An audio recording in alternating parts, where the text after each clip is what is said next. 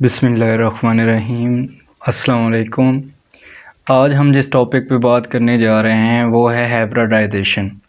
ये टॉपिक जो है ये फ़र्स्ट ईयर और सेकंड ईयर दोनों के लिए बहुत कॉमन टॉपिक है और मोस्टली बच्चे जो हैं इस टॉपिक में कंफ्यूज नज़र आते हैं। तो बेसिक कंसेप्ट इसका है, कोई इतना ज़्यादा टफ़ नहीं है।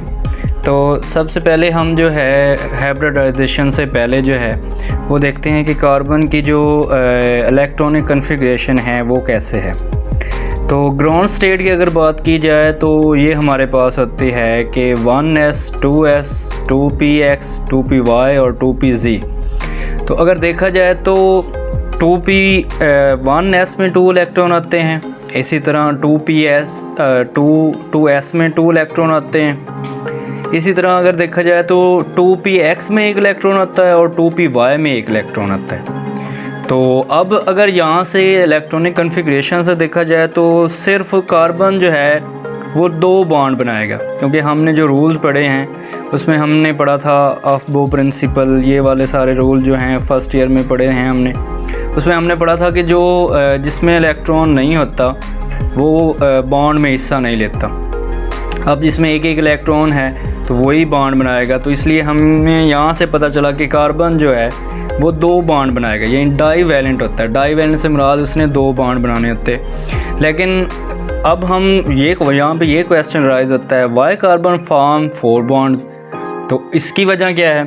तो इसमें अक्सर इसकी बेसिक वजह ये है कि जब भी कार्बन 2 बॉन्ड बनाता है तो क्या होता है कि 2 रीज़न्स होती हैं आपके पास। एक होता है दो कॉमन बातें होती हैं। पहली बात ये है कि बॉन्ड फॉर्मेशन जब होती है, बॉन्ड फॉर्मेशन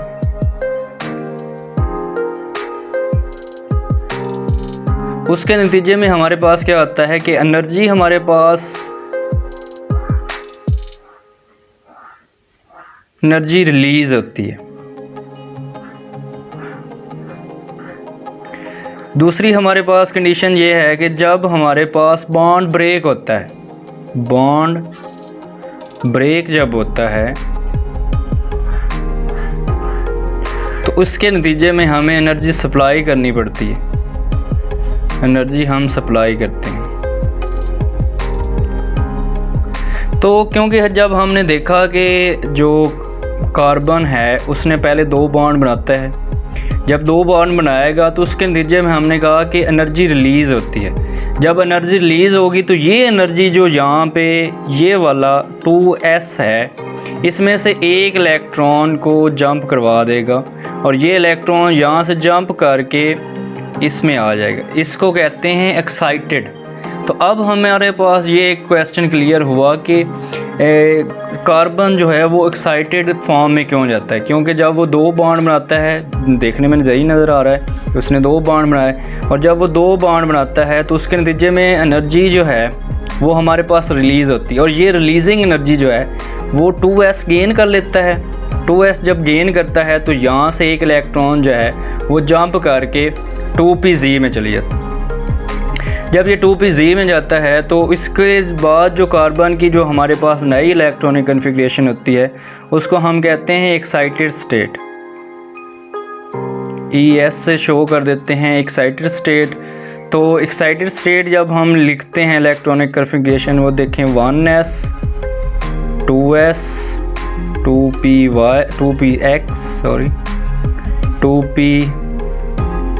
और 2pz। अब इसमें 2 इलेक्ट्रॉन ही थे, सही है। अब इसमें से 1 इलेक्ट्रॉन जो है वो जंप कर गया है, 1 इसमें आ गया, 1 इसमें आ गया, 1 इसमें आ गया। तो अब हमारे पास जो हाइब्रिड स्ट्रक्चर्स हैं इसको हम लेते ही नहीं हैं, इसको वैसे ही लिख लेते हैं साथ, यानी कि इसको जब लिखते हैं तो ये वैसे ही 1s लिख लिया जाता है इसको। जब इसकी हम हाइब्रिड फॉर्म लिखते हैं तो वो हम क्या लिखते हैं कि अब हमारे पास 4 बॉन्ड बने हैं हाइब्रिड फॉर्म। वो वाला कौन सा है?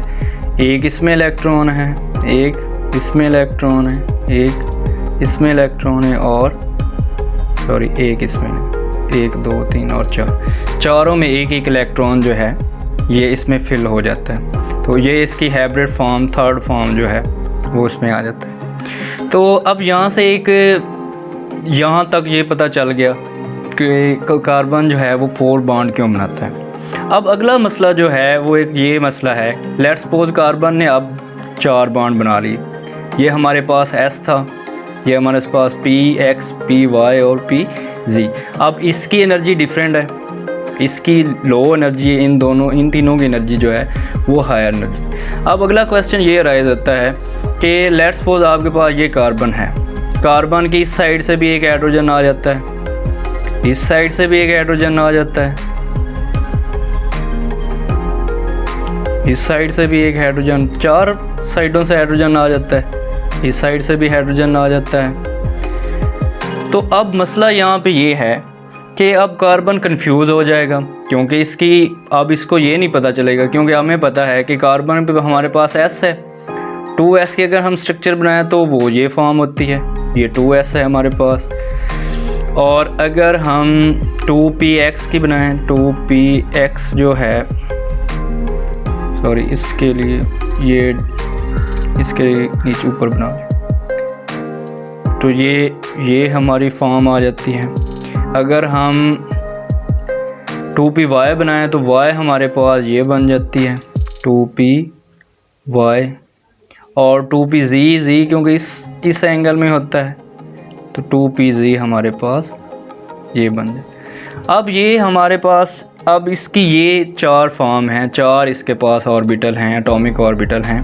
तो अब ये एटम, कार्बन का एटम जो है वो कंफ्यूज हो जाएगा कि वो कौन से हाइड्रोजन के साथ पहले अटैच हो। लेट्स सपोज हम कह देते हैं कि अगर ये कह देते हैं कि कार्बन ने जो है वो, ये मैं बना रहा हूँ, ये x एक्सिस,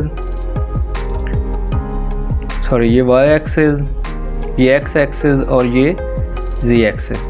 मैं कह देता हूँ कि ये इन्होंने पहले इसके साथ बॉन्ड बना दी, इसने इसके साथ बॉन्ड, यानी कि ये फॉर्म आ गई।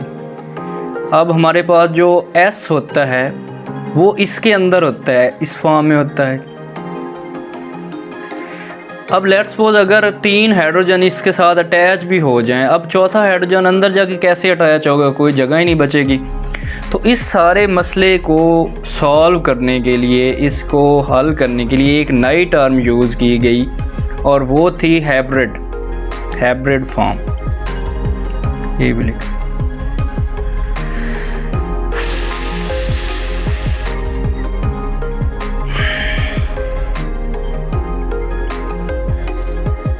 हाइब्रिड। अच्छा, सबसे पहले हाइब्रिड की तरफ जाने से पहले इसको थोड़ा सा हाइब्रिड को क्लियर कर लें। ये एक बायो की टर्म है। हाइब्रिड कहते हैं दोगलेपन को। दोगला क्या होता है? दोगला होता है जब 2 चीज़ें आपस में मिलती हैं। लेट्स सपोज आपके पास A, B ये आपस में मिल जाते हैं और एक नई चीज़ बना देते हैं और वो है C। तो ये जो है ये हाइब्रिड फॉर्म, ये जो नई चीज़ हाइब्रिड बनी है वो हमारे पास क्या, नई चीज़ जो बनी है उसको कहते हैं हाइब्रिड। अब ये दोनों चीज़ें मिली हैं, इस प्रोसेस को जो कहते हैं, ये जो प्रोसेस है उसको कहते हैं हाइब्रिडाइजेशन।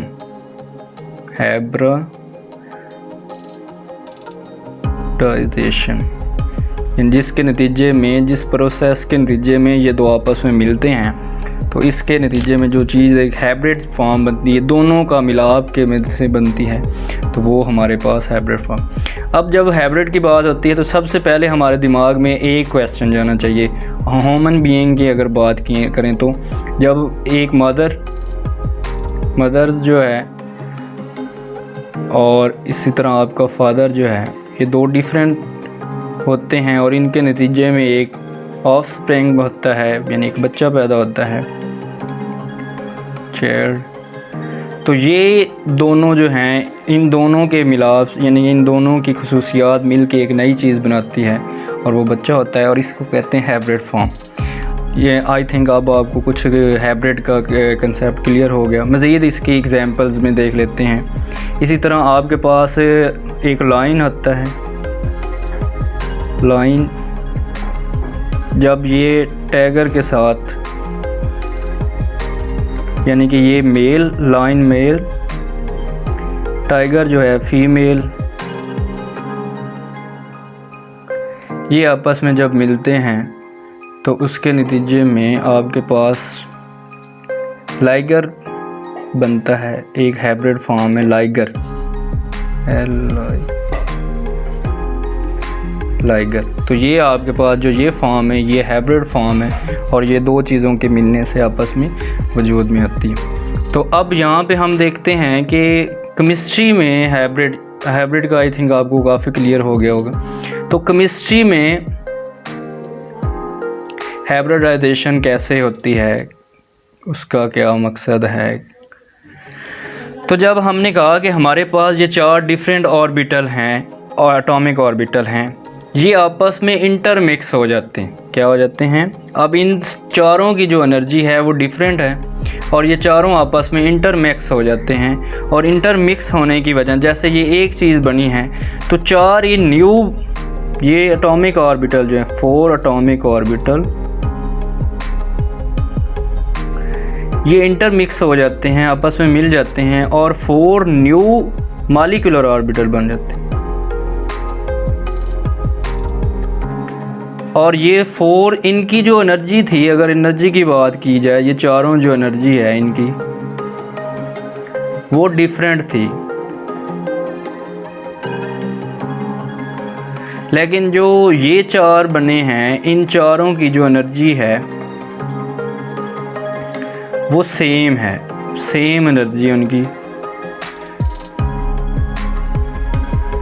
इसलिए इनको सेम एनर्जी होने की वजह से इनको कहते हैं डीजनरेट।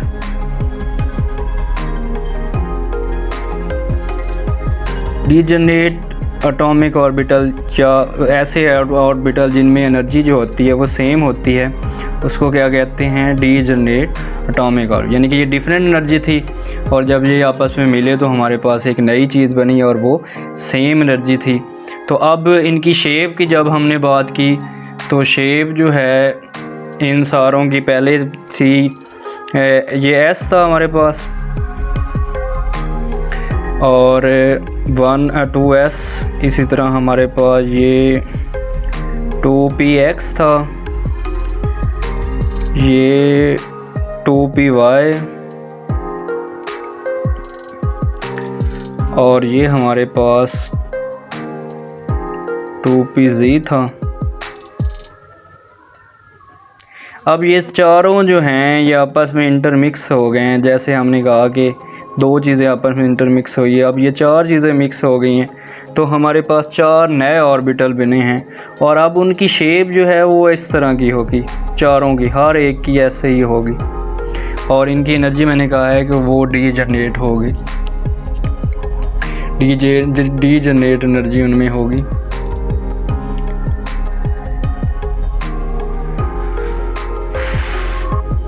अच्छा, तो इसमें ये जो सारे जो हैं ये आपस में जिनकी डिफरेंट एनर्जी थी ये आपस में इंटरमिक्स हुए। इंटरमिक्स होने की वजह से अब हमारे पास 4 न्यू बने और चारों इनकी जो है वो शेप जो है वो सेम है।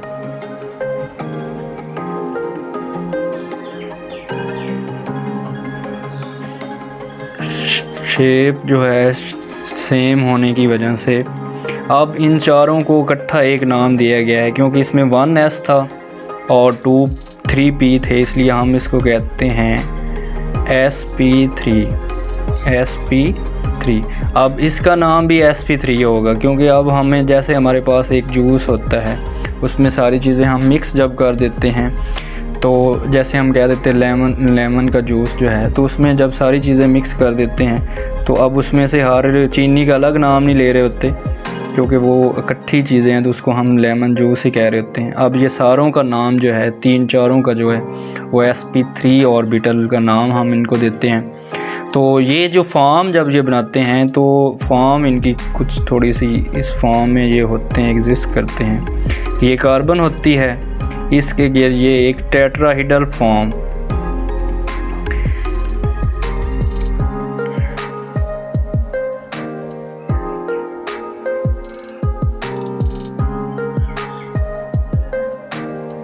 ये एक टेट्राहीड्रल फॉर्म, इसको अगर ऐसे मिला दें, इसको ऐसे मिला दें, तो ये इसके ऊपर ये और ये आपस में मिला दें, तो ये एक टेट्राहीड्रल फॉर्म, इसका नाम दिया जाता है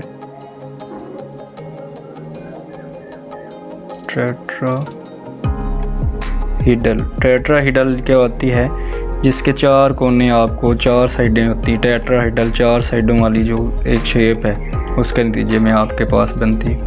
तो अब होता क्या है कि जैसे ही अब इनकी सेम एनर्जी है, ये डीजनरेट हैं,